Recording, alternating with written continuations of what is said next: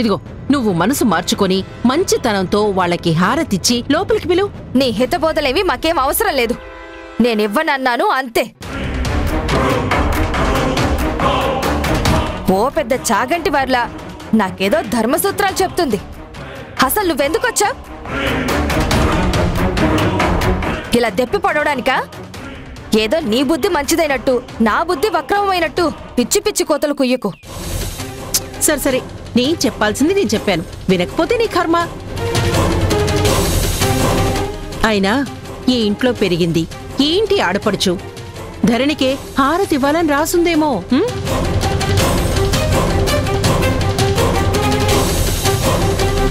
ఎందుకంటే తన బదులే కదా మధు కూర్చుంది. అమ్మా ధరణి, వెళ్ళమ్మా,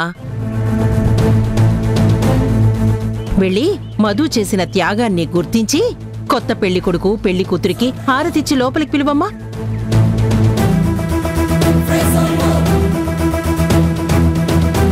తను నీకోసమే కదా ఇదంతా చేసింది. కనీసం హారతిచ్చి పిలవకపోతే ఎలా చెప్పు? వెళ్ళు వెళ్ళు వెళ్ళు, హారతి తీసుకురా, వెళ్ళు.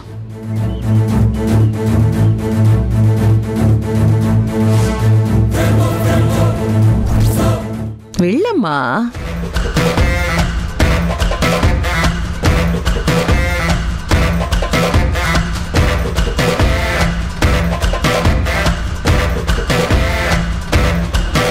ఈ అద్భుత నటనా కౌశల్యానికి స్క్రీన్లు చిరిగిపోయేలా ఉన్నాయి. ఎంత స్పీడ్గా ప్లేట్లు మార్చేస్తుంది. లోపల ధరణికి కేశవకి పెళ్లి కాలేదని ఓ పొంగిపోతోంది. ఇక్కడ మాత్రం కొత్త పెళ్లి కూతురు కొత్త పెళ్లి కొడుకు అంటూ హారతివ్వమని సొల్లు సందేహాలిస్తూ ఉంది. ఓహో, ఇలాంటి సెటైర్లు వేయడానికేనేమో కారు తిప్పు అని కొడుకుని కారు తిప్పించి వెనక్కి తీసుకొచ్చింది. ఏం మాటలు. కొద్దిగా స్పృహ ఉన్నోళ్ళైతే ఊరేసుకొని చేస్తారు.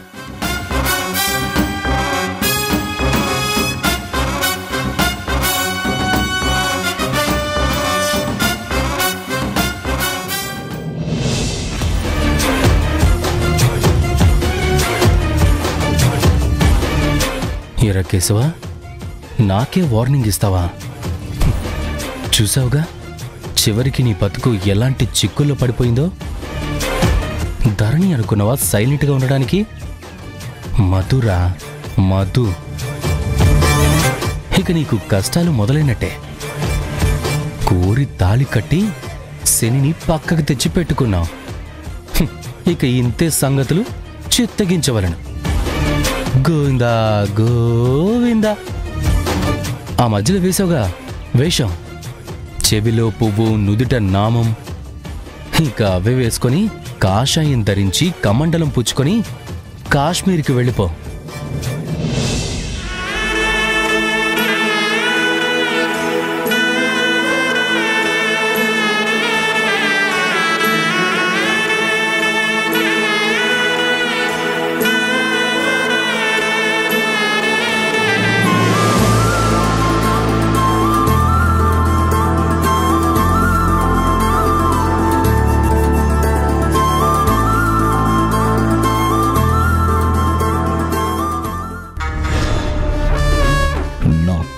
కూర్చొని నాతో తాళి కట్టించుకొని నా వెంట సప్తపది నడవాల్సిన దానివే నాకు ఈ రాక్షసికి హారతులిచ్చి లోపలికి పిలుస్తావా?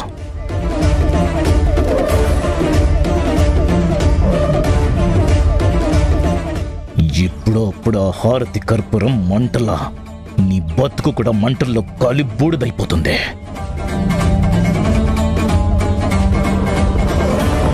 అసలు నీ గురించి నేను ఎంత ఆశపడ్డానే, ఎలా ఊహించుకున్నాను. నిన్ను పెళ్లి చేసుకోబోతున్నానని ఎంతో సంతోషపడ్డాను. ఒళ్ళంతా పులకరించిపోయింది. కానీ ఇప్పుడు నువ్వు చేసిన పని పుండు మీద కారం చల్లినట్టు ఒళ్ళంతా బగబగ మండిపోతుంది.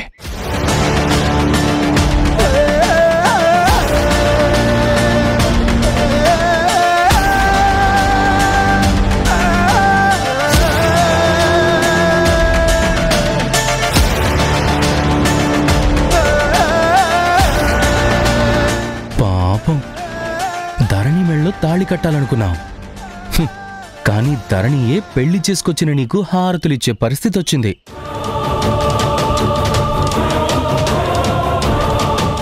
నీ బతుక్కి ఇదేం మంగళహారతి.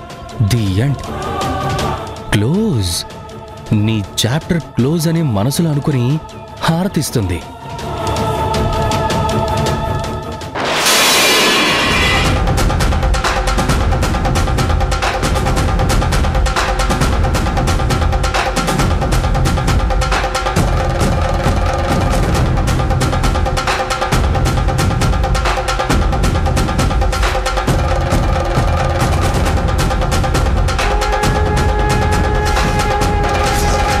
అందరూ కలిసి నా లైఫ్ ని నాశనం చేశారు. ఇది అసలు పెళ్ళే కాదు, చావు నాకే రాసి పెట్టింది.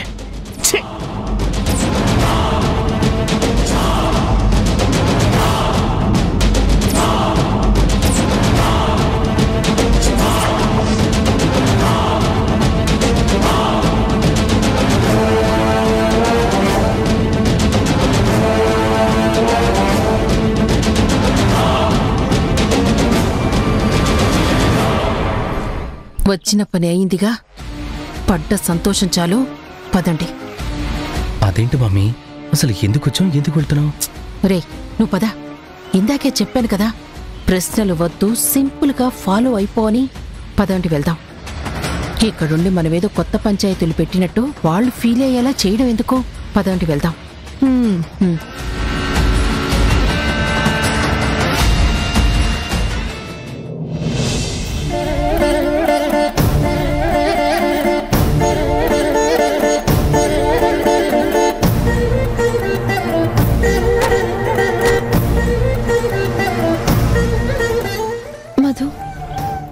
లోపలికి వెళ్దాం. ఆగు, బయటికెళ్ళు. అమ్మా, అది లోపలికి రావడానికి వీల్లేదు. నా నట్టింట్లో దరిద్ర దేవతలాగా తిరగడం నాకు అస్సలు ఇష్టం లేదు. ఈ కాలి గజ్జలు కట్టుకుని వచ్చిన పెద్దమ్మని నేను లోపలికి రానివ్వను. ఎలా వచ్చిందో అలా తిరిగి వెళ్ళిపోమను. అమ్మా, ఏ టైంలో ఏం మాట్లాడుతున్నావో తెలిసే మాట్లాడుతున్నావా? మధు ఇప్పుడు ఎక్కడికి వెళ్తుంది? ఇంట్లోకి రావద్దు అంటే ఎక్కడికి వెళ్ళాలని ఉద్దేశం? కానీ ఇలా ఇంటికి పసుబట్టలు కట్టుకొని వచ్చిన అమ్మాయి గురించి మనసు లేని దానిలా మాట్లాడుకు. ఆదరించడం నేర్చుకో అమ్మా.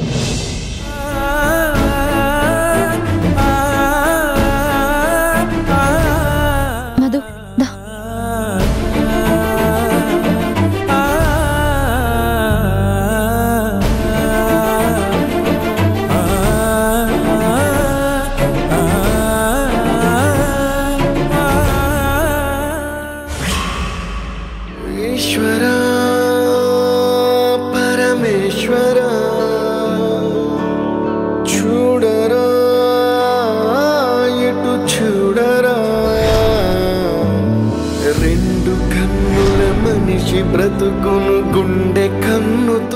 నా కోరిక ప్రకారమే నా బుజ్జమ్మ పెళ్లి నా బావమరిది కేశవతో జరిగిపోయింది. చూడరా ఈశ్వరా పరమేశ్వరా, ధరణిని సేవ్ చేయాలన్న ఉద్దేశం ఒక్కటే. తనని తప్పించి నేను ఎలాగో ఈ పెళ్లి జరగకుండా ఆపించి తప్పుకుందామని చూశాను. మీరు వస్తారని ఎంతోసేపు ఎదురు చూశాను. కానీ ఇచ్చుకునే అదృష్టం నాకు దక్కలేదు.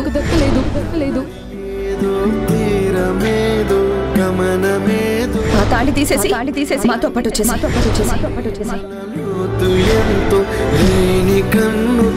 ఇది అసలు పెళ్ళే కాదు, పెళ్ళి అనడానికి కూడా వీల్లేదు. ముందు మనం మధుని తీసుకొని వెళ్ళిపోదాం. పదండి. ఇది ఆవేశపడి నిర్ణయం తీసుకునే విషయం కాదు.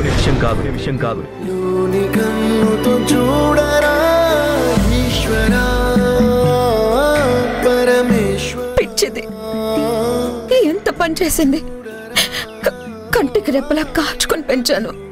దాని భవిష్యత్తు కోసం ఎంతో ఆరాటపడ్డాను.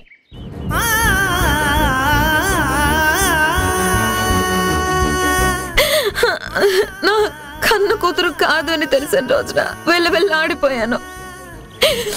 అది అంతకంటే ఎక్కువ బాధపడింది. కానీ ఇవాళ నా కన్న కూతురి కోసం లోకంలో ఏ ఆడపిల్ల చేయనంత త్యాగం చేసింది.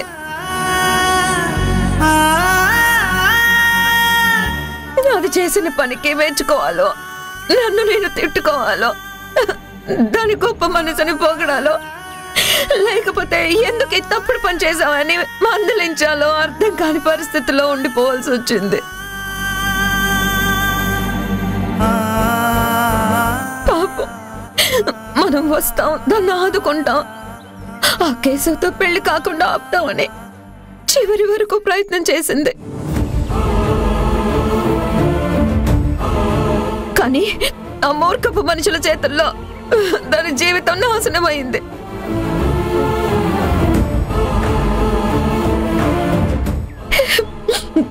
మధు గురించి, మధు భవిష్యత్తు గురించి ఎన్నెన్ని కలలు కన్నానో ఇప్పుడు మధు పరిస్థితి తలుచుకొని కన్నీళ్లు పట్టుకోవాల్సి వస్తుంది. నా ఆశలన్నీ ఆడి ఆశలు చేసింది, దాని జీవితాన్ని అదే నరకం చేసుకుంది. రేపేలా దాని బతుకు ఏమైపోతుందో అని చాలా భయంగా ఉంది. ఇదంతా ప్రతాప్ వల్లే జరిగింది. తన మూర్ఖత్వంతో ధరణి జీవితాన్ని నాశనం చేసుండేవాడు.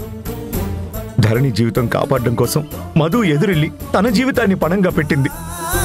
తప్పని పరిస్థితుల్లో తలంచక తప్పలేదు. ఆ దుర్మార్గుడి చేత్తో తన మెళ్ళో తాళి కట్టించుకోవాల్సిన పరిస్థితి వచ్చింది. ఏదైనా నీ పెంపకంలో పెరిగిన పిల్ల కదా జనని. అందుకే తనకి ఎటువంటి కష్టాన్నైనా ఎదుర్కొనే శక్తి వచ్చింది. నువ్వు పెంచిన ప్రేమకి ఇలా కృతజ్ఞత తీర్చుకుందని నాకు అనిపిస్తుంది.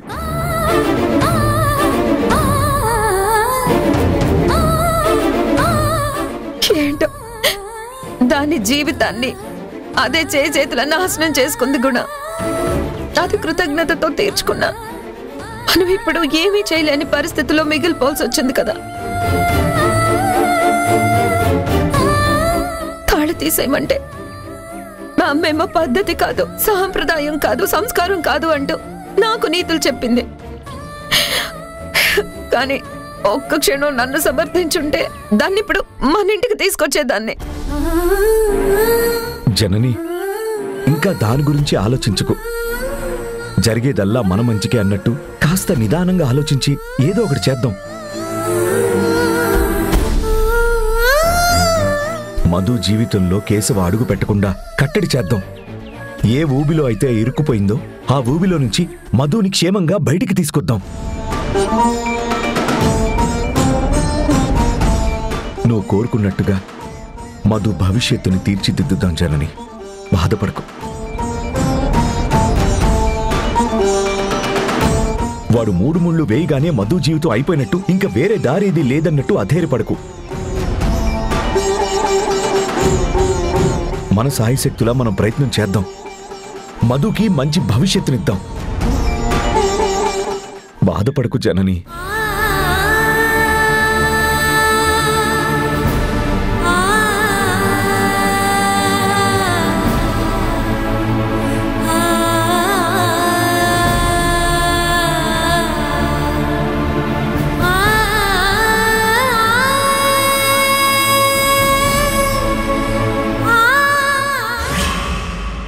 ఏంటి మమ్మీ, ఇందాక ఇంటికి వెళ్తుంటే కొంపలని అంటుకుపోయినట్టు కారాపు యూటర్న్ తీసుకొని తొందర పెట్టి టెన్షన్ పెట్టి ఇక్కడికి తీసుకొచ్చావు. ఇక్కడికి వచ్చిన తర్వాత నీ మనసులో ఉన్న సంతోషాన్ని, ఫీలింగ్స్ని మార్చి మరో రకంగా మాట్లాడి వాళ్ళని కష్టపెట్టి ఇబ్బంది పెట్టి నువ్వు చాలా రిలాక్స్డ్గా ఉన్నావేంటి? ధరణితో కేశవ పెళ్లి జరగలేదు, కానీ ధరణి నా భార్య అవుతుందని ఎలా కన్ఫర్మ్ చేసుకుంటున్నావు? అసలు నీ డిఎన్ఏలో ఈ మార్పేంటి? నువ్వింత రిలాక్స్డ్గా ఉండడం ఏంటి? నువ్వు టెన్షన్ పడుతూ మమ్మల్ని అందరినీ టెన్షన్ పెట్టాల్సిన దానివి ఇంత టెన్షన్ ఫ్రీగా ఎలా ఉన్నావు మమ్మీ? ఏజ్ పెరుగుతుంది కదా, చిప్కి వైరస్ వచ్చినట్టుంది. కొట్టానంటే అసలు నీకు చిప్పే లేకుండా పోతుంది. పోతే పోతుంది, కానీ అసలు నీ మైండ్లో ఏమి రన్ అవుతుంది? ధరణి పెళ్లి కాకపోవచ్చు, కానీ నీ కోడలవుతుందని గ్యారంటీ ఏంటి? ఏ కాన్ఫిడెన్స్తో నువ్వు రిలాక్స్డ్గా ఉన్నావు? కొంచెం హింట్ ఇవ్వచ్చు కదా. అవును మమ్మీ, ఎలా నీకింత కాన్ఫిడెన్స్? రే, నా కాన్ఫిడెన్స్ ఏంటో మీ కంగారేంటో కొంచెం ఆగండ్రా చెప్తాను. ఇందాక అదెక్కడుందో తెలియక శారద ఫోన్ లిఫ్ట్ చేయకపోయేసరికి ఎక్కడ పెళ్లి జరిగిపోతుందో అని టెన్షన్ పడి ఏం చేయాలో అర్థం కాక పెళ్లి ఆపాలని నా ప్రయత్నంగా నేను ధరణికి మన దగ్గరున్న వీడియోను పంపించేశాను. వీడియో పంపించడం ఏంటి? ఏంటా వీడియో? శక్తి, ఏ వీడియో? ధరణికి ఎందుకు పంపించావు? దానివల్ల నీకొచ్చేదేంటి? ధరణి ఆ వీడియో చూసి ఏం చేస్తుందంటావు? నువ్వుండు, అన్నిటికీ ఆరాటమే. 1 by 1 టైం వచ్చినప్పుడు చెప్తుంటాను కదా, నీకెందుకు అంత ఉత్సాహం? జస్ట్ చూస్తూ ఉండు, పెదాలు కదిలించకు, ఓకే?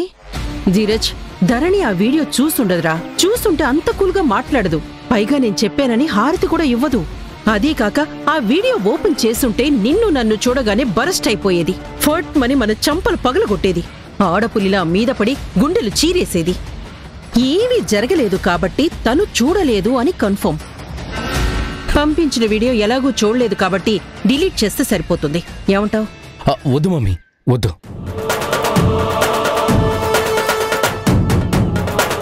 డెసిషన్ అప్పుడే తీసుకోకు. చాయిస్ మన దగ్గర ఉంచుకోవాలి. మనం కాస్త లీనియన్స్ ఇచ్చేసరికి ఏమవుతుందిలే అని నెగ్లెక్ట్ చేసేసరికి ఆ ప్రతాప్ చూడు ఎంతవరకు వెళ్ళిపోయాడో. ఏదో మన టైం బాగుంది కాబట్టి ధరణి పెళ్లి మిస్ అయింది. ఒకవేళ కాకపోతే మనం అసలే ఆ వీడియోని ధరణికి పంపడం ఇప్పటికే లేట్ అయింది. ఇప్పుడే మన గేమ్ స్టార్ట్ అవబోతుంది. ధరణి వీడియో చూడకపోతే మన కంట్రోల్లోకి రాదు. తన మనసు మారదు. పెళ్ళాగిన నాన్న మాటకు విలువివ్వకుండా ఆగదు కదా. డెఫినెట్గా మరో సంబంధం అన్న ఎస్ అంటుంది. కానీ మనకు మాత్రం ఓకే అనదు. ఆ వీడియోని మన దగ్గరున్న బ్రహ్మాస్త్రం. అది మనం వాడాల్సిందే. దాంతో మనం బెనిఫిట్ పొందాల్సిందే. పర్లేదురా, నువ్వు కూడా బాగా ఆలోచించడం మొదలుపెట్టావు. నీకేజ్ అయిపోతుంది, ధీరజ్కి ఏజ్ వస్తుంది. నీ ఆలోచనలు చచ్చిపోతున్నాయి, అతనికి ఆలోచనలు పుట్టుకొస్తున్నాయి. నీకిదే చెప్పాను, వాగకు అని. సరేరా, నువ్వు చెప్పినట్టు ధరణి పెళ్లి విషయంలో ఇంకా రిస్క్ తీసుకోవడం మంచిది కాదు. చేసిన ప్రయోగం చాలు.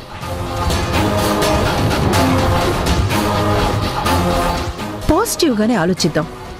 పాజిటివ్గానే జరుగుతుందని ఎక్స్పెక్ట్ చేద్దాం. డెఫినెట్గా ఆ వీడియో రియాక్షన్ ధరణికి మొదలవుతుంది. అసలు ఆ వీడియో ఏంటి? ఏం చేస్తున్నావు? కాస్త నాకు అర్థమయ్యేటట్టు చెప్పరాదు? నేను టెన్షన్ పడకుండా ఉంటాను.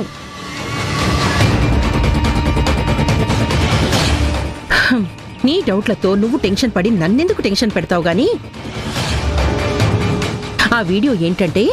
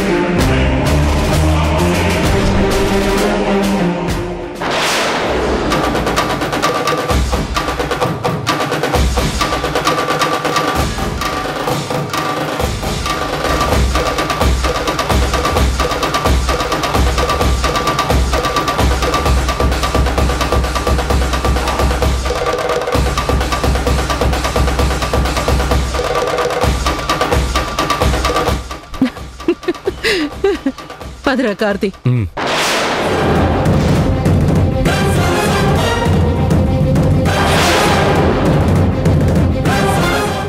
ఎంత దుర్మార్గానికి పాల్పడ్డారో.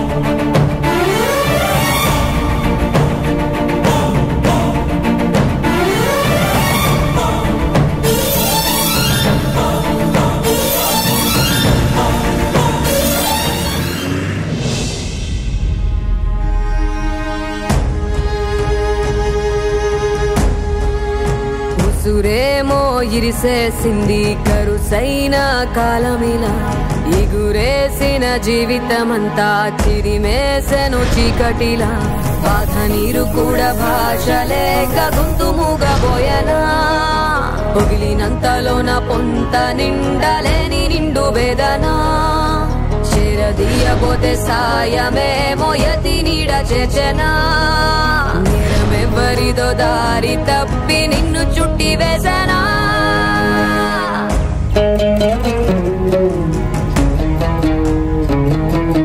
అసలు నేను తీసుకున్న నిర్ణయం మంచిదేనా? నేను చేసిన పని కరెక్టేనా? లేకపోతే తప్పుగా ఆలోచించి తప్పుగా నిర్ణయం తీసుకొని ఎవరు క్షమించినంత తప్పు చేశానా? అన్న నన్ను క్షమిస్తారా? తండ్రిగా అంగీకరించరా? ఇంట్లో అసలు ఉండనిస్తారా? కేశవ్తో నా లైఫ్ కొనసాగుతుందా?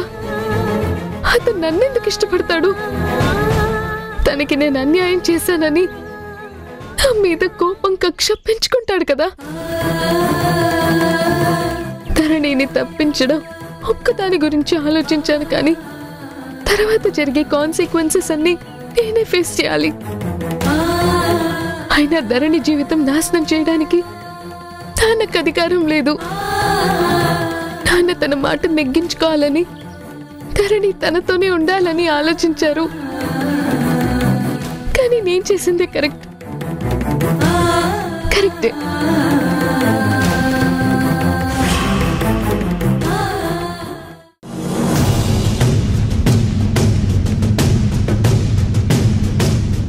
నువ్వు నా వెంట ఉంటానని నమ్మించి నా గుండెల్లో గుణ పొందించింది నువ్వు. దేని మేళ్ళ అయితే నువ్వు తాళి కట్టావో దాన్ని నీతో పాటు ఇక్కడి నుంచి తీసుకెళ్ళిపో.